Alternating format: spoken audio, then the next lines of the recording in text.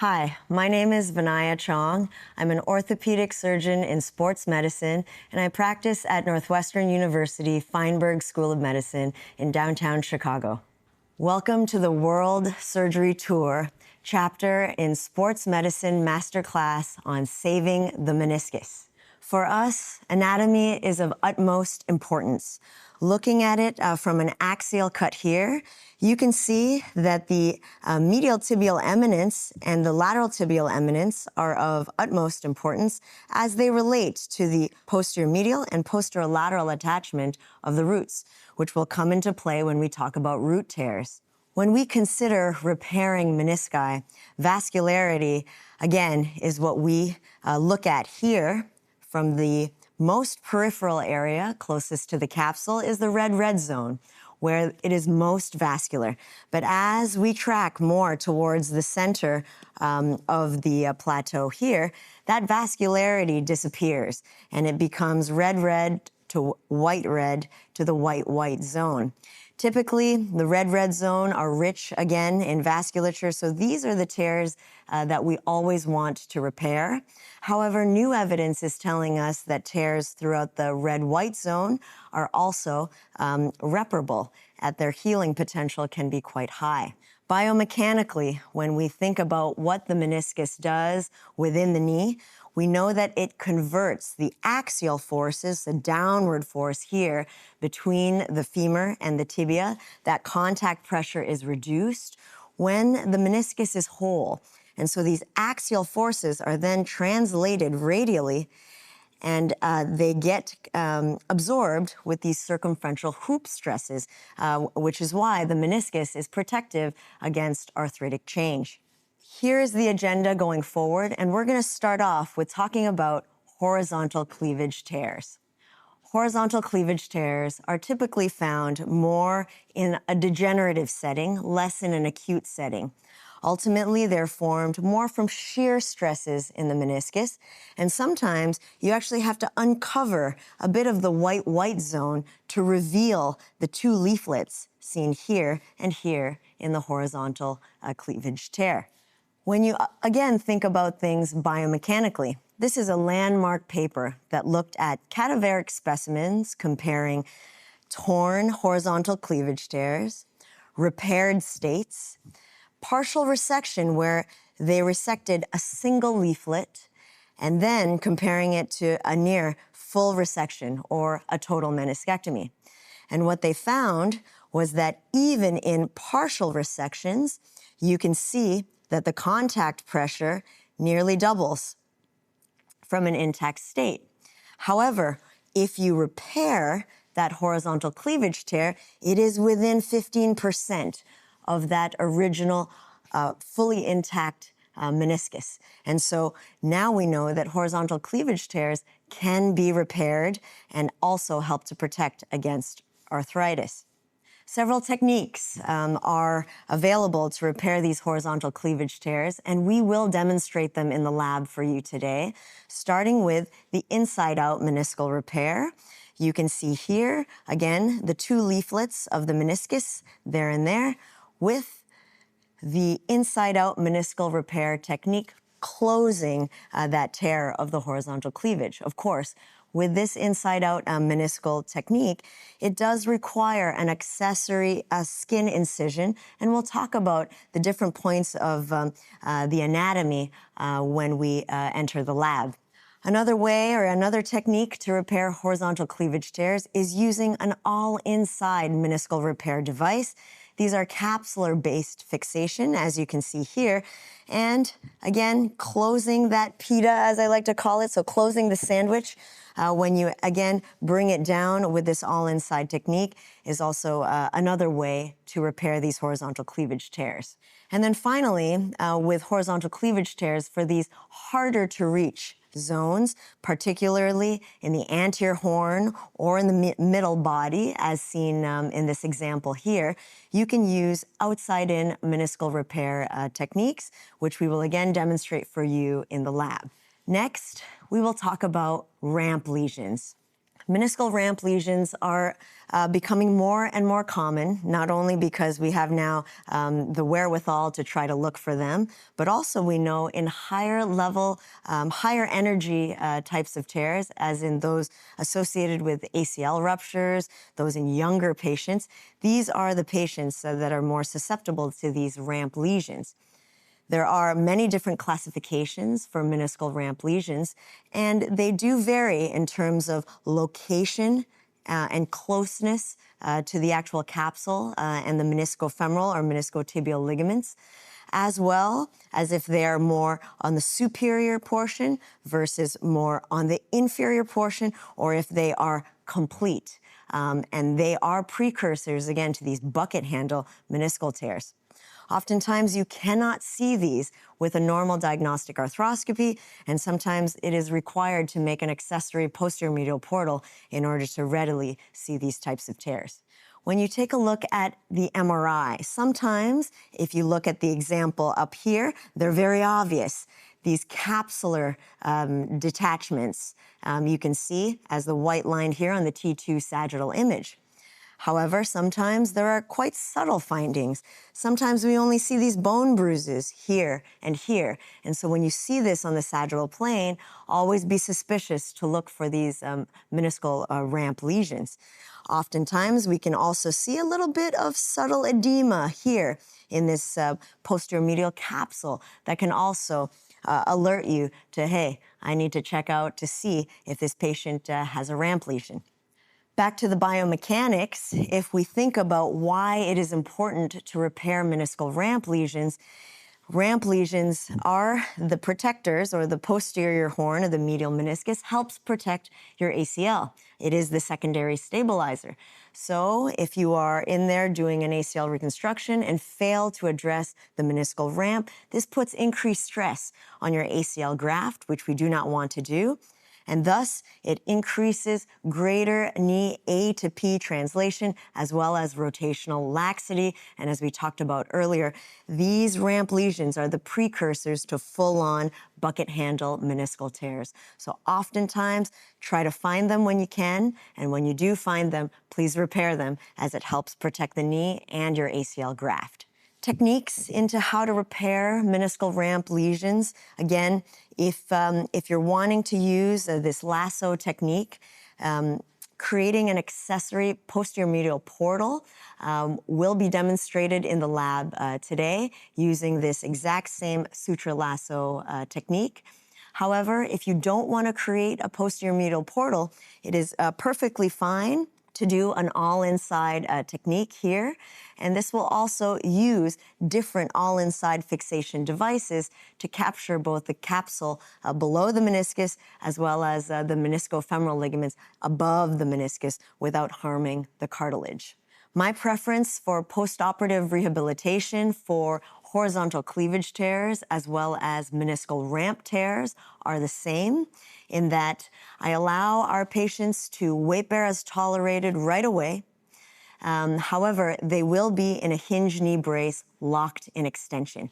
And when that happens, you prevent any of the shear forces by allowing them to still ambulate but not weight bear and bend. And so this protects your repair for the first 6 weeks. We do allow them to have range of motion to 90 degrees when they are not weight bearing and when they're working with their physical therapist, and they can still manage to activate their quads, their hamstrings, and their glutes during this first 6 weeks' time.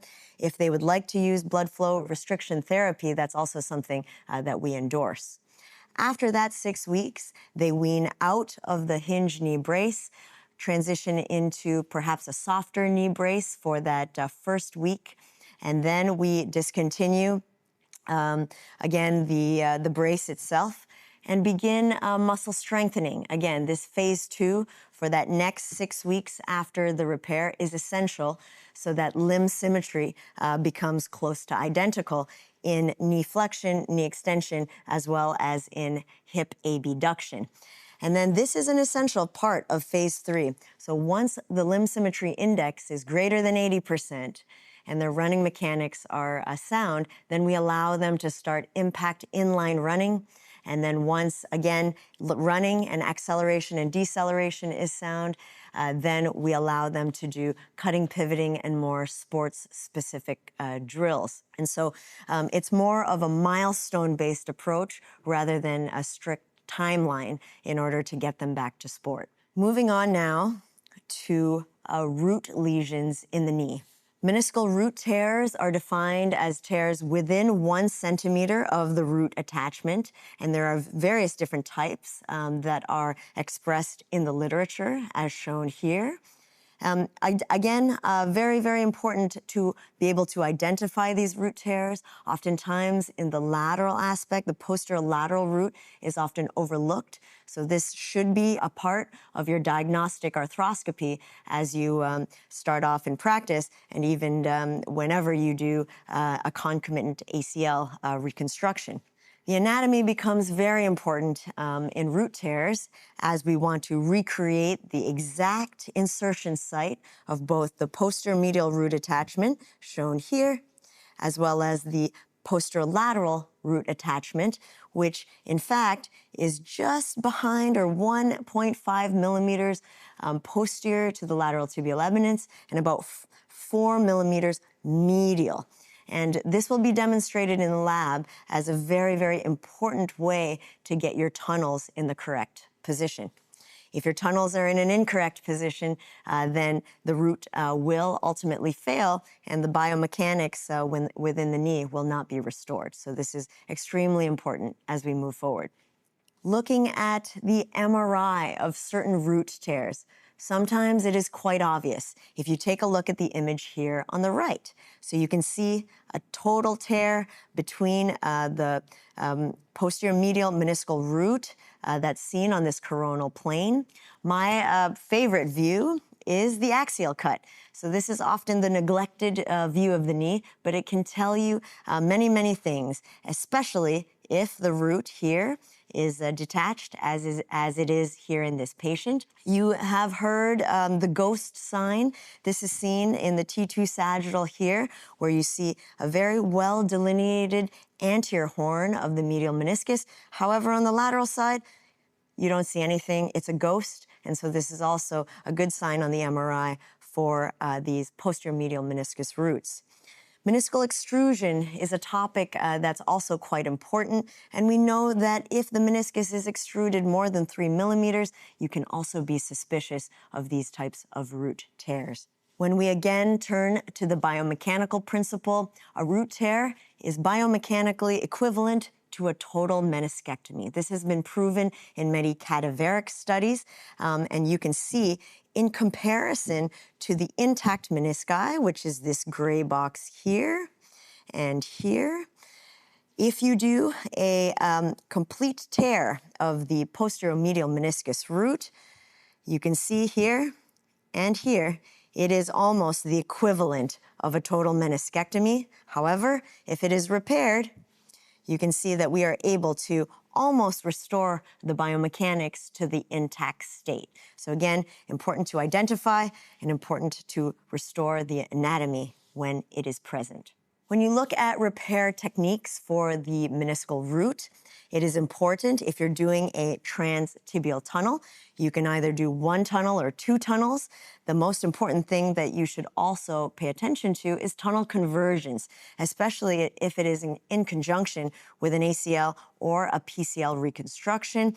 In my practice, I have started placing my lateral roots more on the lateral side of the tibial tubercle, and this really avoids tunnel convergence for me, but we will again talk about this shortly in the lab.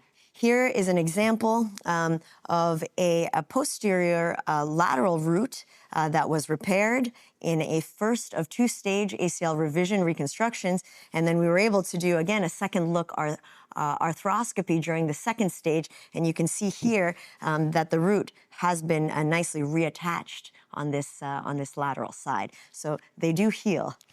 And then finally, we would like to talk about radial tears. Radial tears are very similar to the biomechanics of a root tear in that the axial load, when converted into more hoop stresses, that hoop stress is now more destroyed after you have this radial tear. And so important to try to come across the radial tear to at least restore, if you can, some of the fibers throughout this red-red and the red-white zone. If you aren't able to reconstitute the white-white zone leaflets, that's okay. But as long as you do the more peripheral sites, then this gives that radial tear an increased chance of healing and restoring the biomechanics within the knee. This is a study here to show that although it is biomechanically close to a root tear, it increases contact pressures much less. So it is much less harmful if you are just to do a partial meniscectomy, for instance, in the white zone, compared to if it is going throughout the entire meniscus all the way to the capsule. These are the ones that are readily repaired across. But if it's just affecting the small area of the white zone, these radial tears can be partially meniscectomized, as they do not biomechanically increase the contact pressures as much as a complete radial tear, which is the equivalent of a root tear. Many techniques have been described to repair these radial tears. We will demonstrate a few of them in the lab today. However, really there's nothing wrong with either capsular-based fixation, all inside techniques and tying knots. The rip stop is something that we mention in the lab and that we try to use, especially when the meniscal tissue is thin and not as reliable. It prevents you to cut through the meniscus with your sutures. But there are also acceptable techniques that are these more hashtag or X orientation. So as long as you're able to bring that radial tear together, then your repair will be successful. This is an example here of a radial tear in the lateral meniscus with a concomitant ACL rupture as well as a MCL rupture, which we reconstructed both. And you can see here the example of the widened radial tear here in the lateral meniscus using first the rip stop sutures, and then you can see the reduction here, bringing it back together with the repair. Again, we were very lucky that this patient actually had a cyclops lesion that we had to debride, but this allowed us to do a second look arthroscopy to confirm again that lateral meniscus radial tear had healed. My preference for postoperative rehabilitation for root tears and radial tears are very similar and the same, as again, we want to limit the axial load. I make our patients non-weight bearing for the first 6 weeks. They're able to have full range of motion right away when they're non-weight bearing. However, they are to stay on crutches for the first 6 weeks. Following the first 6 weeks, they're now able to weight bear as tolerated. They can discontinue the crutches. And this is when, again, muscle strengthening becomes more important in the quads, in the hamstrings, and in the glutes. Still, within the first 3 months, I do limit squatting beyond 90 degrees to limit more of that shear pressure towards any of the root or radial repairs. And then following this, once again, their limb symmetry index exceeds 80%. That means that they're allowed now to do inline impact running, and then following a comfort level with impact running, we allow them to step to the next milestone of starting sport-specific drills and cutting pivoting. So thank you very much. That was a great overview of the different meniscal tears and how we treat them. And now we will give you surgical demonstrations in the lab.